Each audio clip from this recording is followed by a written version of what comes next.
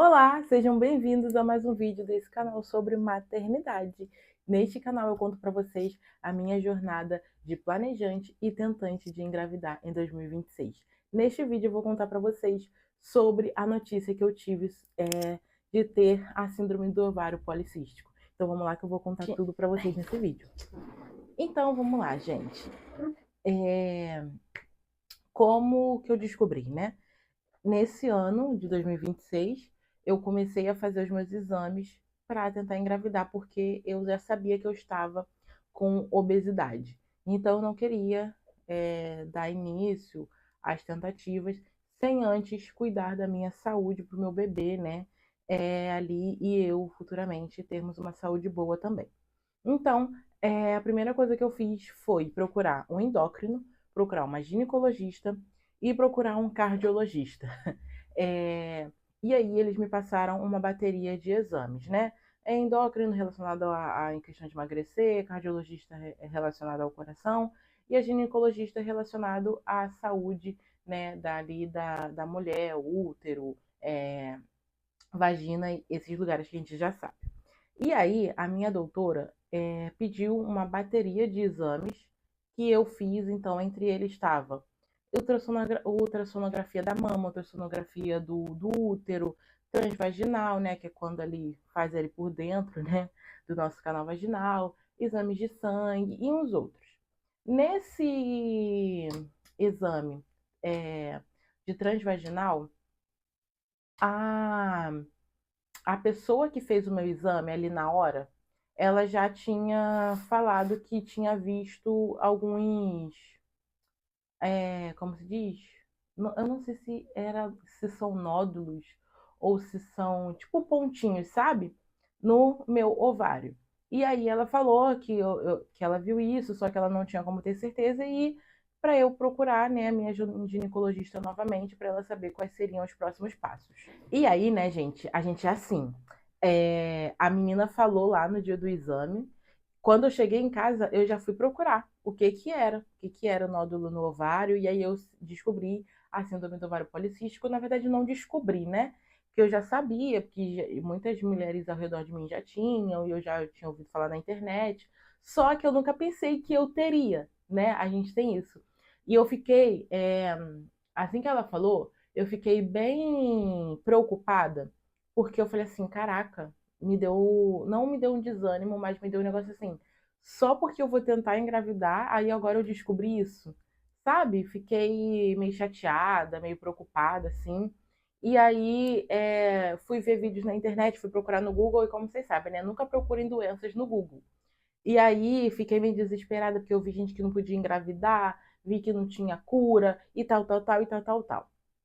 É, Depois disso, eu parei de procurar, porque eu fiquei bastante ansiosa. E eu demorei um pouquinho para voltar para minha médica, porque ela não tinha data na agenda. Quando eu voltei na minha médica, eu não falei com ela, né, que a menina tinha falado isso para mim, e eu só entreguei os exames para ela. Ela fez as perguntas de praxe. Quando ela viu o exame, ela falou que realmente tinha alguma coisa ali, só que ela não poderia ter essa certeza. E aí eu fiquei assim, caraca, porque antes de voltar nela, eu tinha passado no cardiologista de novo, tinha passado no cirurgião, porque além disso eu descobri também os nódulos na minha vesícula, que eu vou precisar operar, e passei pelo meu endócrino, que ele já tinha, e passei pela nutricionista, que eles todos já tinham falado, realmente, é síndrome do ovário policístico, mas aí você passa na sua doutora para ela te passar como vai ser a partir de agora.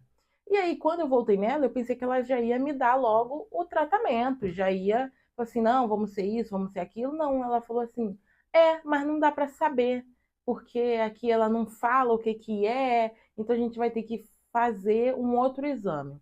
Qual era o exame? A ressonância pélvica, que já tem vídeo aqui no canal do meu vlog do dia que eu fiz a minha ressonância pélvica. Então, se vocês querem ver como é que foi, direitinho, eu mostrei tudo para vocês, depois expliquei como eu me senti depois do exame.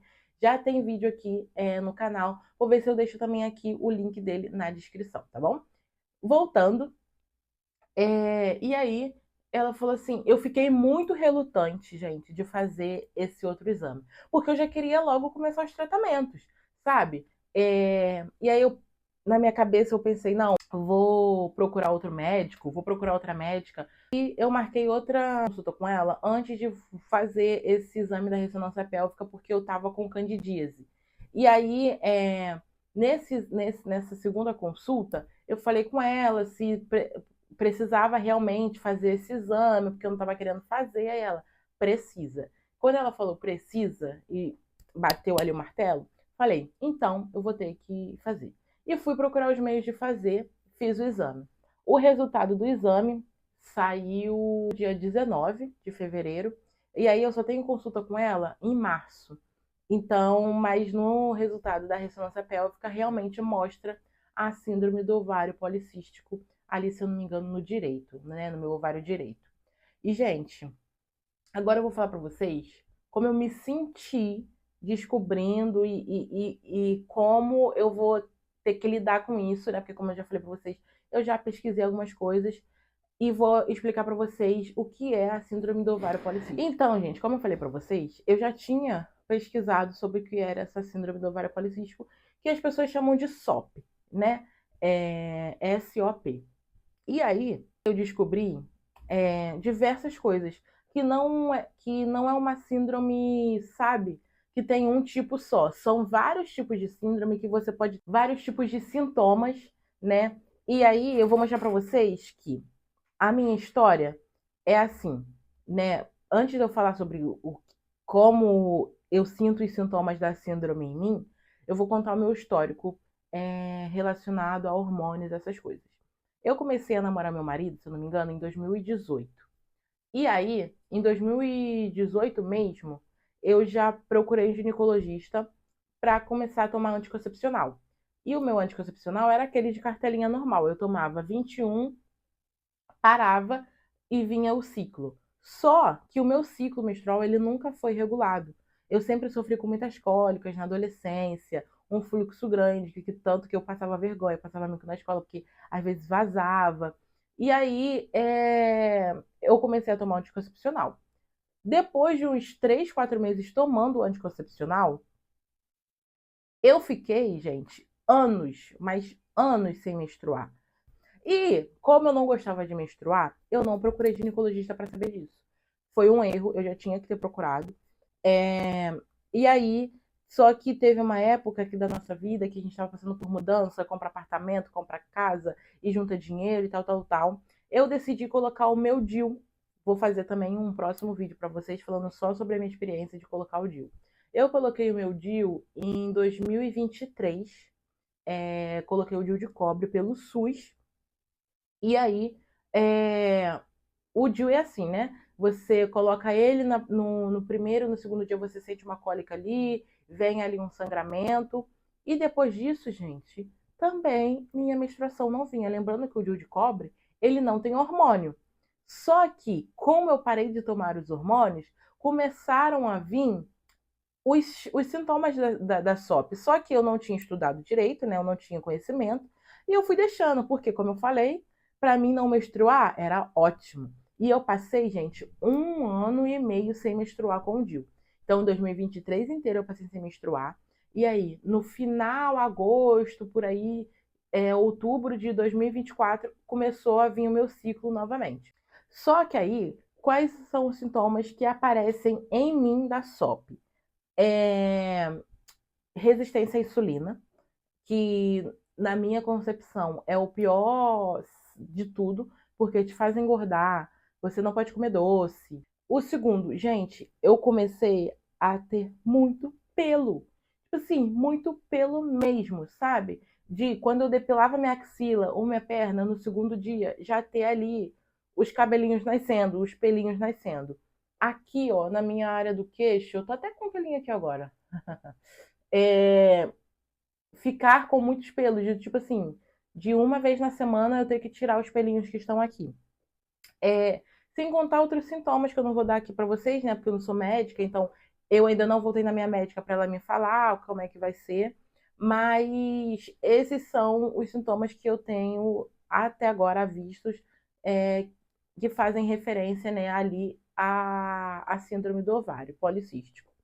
É, E aí, gente, a síndrome do ovário policístico, ela não tem cura, né? E por muito tempo, as pessoas falavam que quem tinha essa síndrome não poderia engravidar. Gente, não é que não pode engravidar, ela pode dificultar, né, ali a você ter a sua gravidez, mas ela não te impede porque ela tem tratamentos, ela tem ali um jeito de você amenizar os sintomas, né? E o tratamento basicamente é o quê? Preciso tomar remédio? Preciso operar? Gente, em alguns casos precisa-se sim operar, mas eu não sei indicar quais desses casos para vocês. Mas, basicamente, o tratamento é o quê? Exercício, boa alimentação, tá? Você vai tratar com hormônio.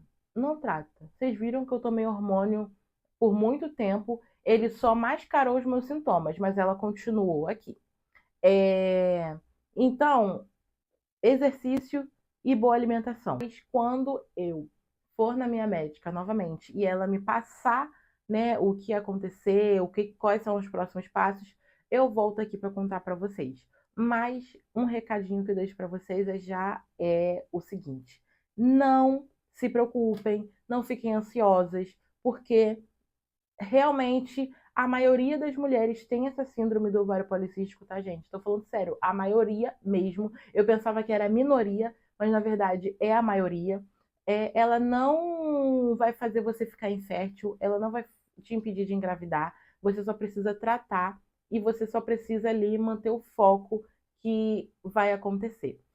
Então, essa foi a meu relato de hoje. Eu espero que vocês tenham se identificado, tenham gostado. Deixem aqui nos comentários se você tem essa síndrome do ovário policístico, como você está tratando, se você conseguiu, né, aí engravidar mesmo com essa síndrome, para a gente trocar ideias. Já se inscreve aqui no canal, que como eu falei, é um canal só de maternidade, onde eu vou contar para vocês essa minha jornada sobre a minha maternidade de tentar engravidar nesse ano de 2026.